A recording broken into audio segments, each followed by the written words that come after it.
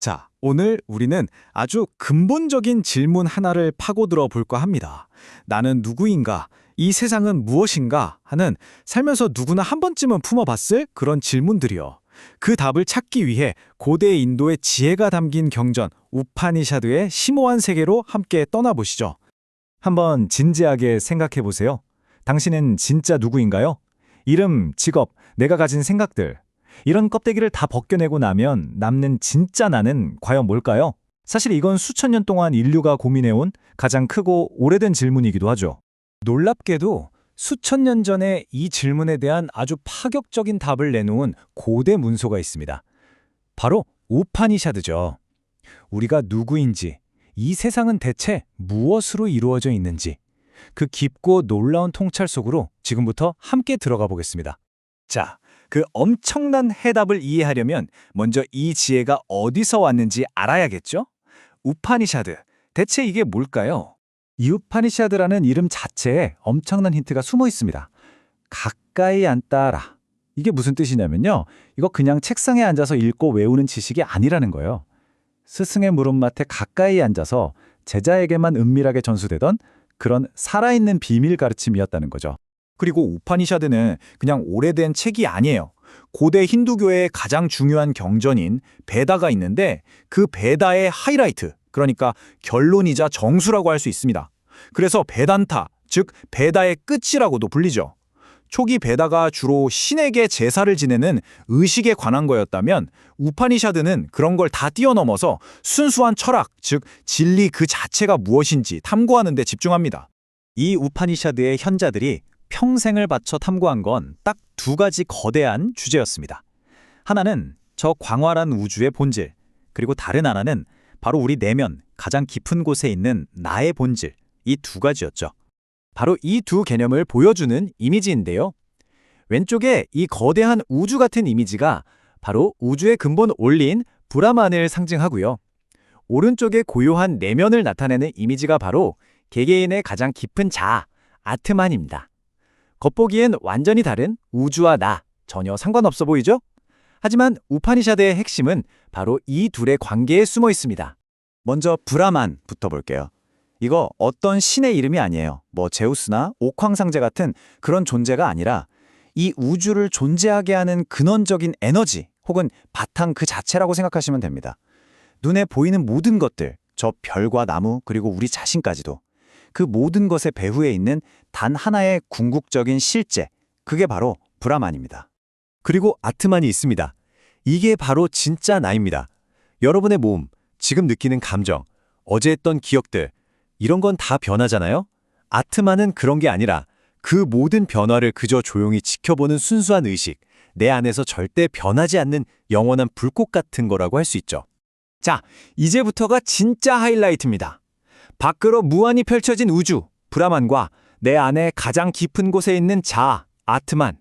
전혀 상관없어 보이던 이 두 가지가 만나는 지점에서 우파니샤드는 인류 역사상 가장 충격적인 선언을 합니다. 고대의 현자들은 평생에 걸친 명상 끝에 우주와 나의 궁극적인 비밀을 발견했는데요.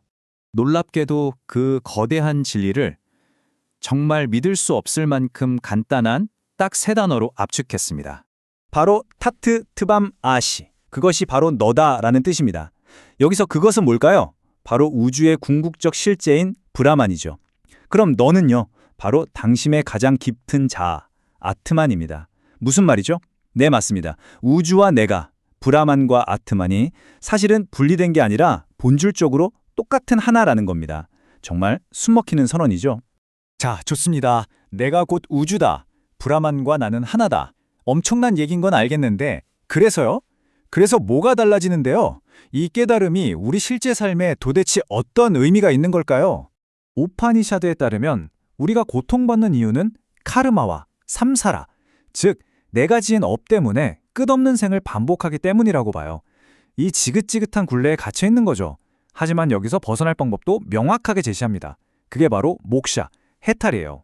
어떻게 하냐고요? 바로 지나나, 즉 지혜를 통해서입니다. 어떤 지혜?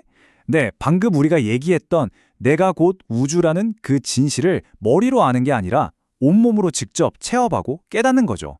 이걸 아주 기가 막히게 설명하는 게 바로 이 전차의 비유입니다. 한번 상상해 보세요. 우리 몸은 전차고 오감, 즉 보고, 듣고, 맛보는 감각들은 사방으로 날뛰는 말들이에요. 이 말들을 묶는 고삐가 바로 우리의 마음이고 그 고삐를 쥐고 말을 모는 마부가 바로 지성 또는 이성이죠. 그럼 이 전차의 진짜 주인, 뒷자리에 타고 있는 승객은 누구일까요? 바로 당신의 진짜 자, 아트만입니다. 그러니까 해탈이라는 건 뭐냐? 마부인 지성이 고삐인 마음을 잘 다스려서 제멋대로인 감각이라는 말들을 컨트롤하고 결국 승객인 아트만, 즉 진정한 내가 원하는 방향으로 인생이라는 전차를 몰고 가는 상태를 말하는 겁니다. 자, 그럼 이 자유로 가는 길을 간단하게 정리해 볼까요? 첫 번째 단계는 무지, 아비데아야입니다. 내가 이 우주와는 별개인 작고 연약한 존재라고 착각하는 상태죠. 두 번째 단계는 지혜, 즈나나, 명상과 성찰을 통해 타트트밤 아시, 즉 내가 곧 우주라는 진리를 깨닫는 겁니다. 그리고 마지막 세 번째 단계가 바로 목샤, 해탈. 그 깨달음을 통해 모든 고통과 윤회의 굴레에서 완전히 벗어나는 궁극적인 자유에 도달하는 거죠. 이 놀라운 지혜는 수천 년 전 인도라는 땅에만 머물지 않았습니다.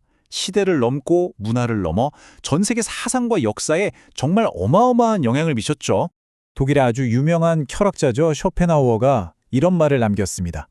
우파네샤드는 내 삶의 위안이었고 내 죽음의 위안이 될 것이다.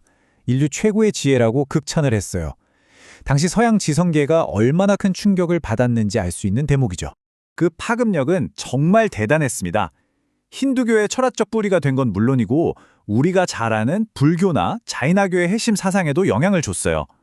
바다 건너 미국으로 가서는 에머슨이나 소로 같은 사상가들에게 영향을 미쳤고 심지어는 인도의 독립을 이끈 마하트마 간디의 비폭력 저항운동, 그 철학적인 기반이 되기도 했습니다. 근데 이게 그냥 오래된 과거의 이야기가 아니에요. 지금 바로 오늘 우리 삶 속에도 이 지혜는 깊숙이 스며들어 있습니다.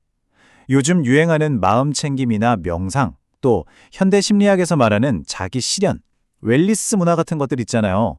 그 뿌리를 거슬러 올라가면 바로 이 우파니샤드의 통찰과 만나게 됩니다.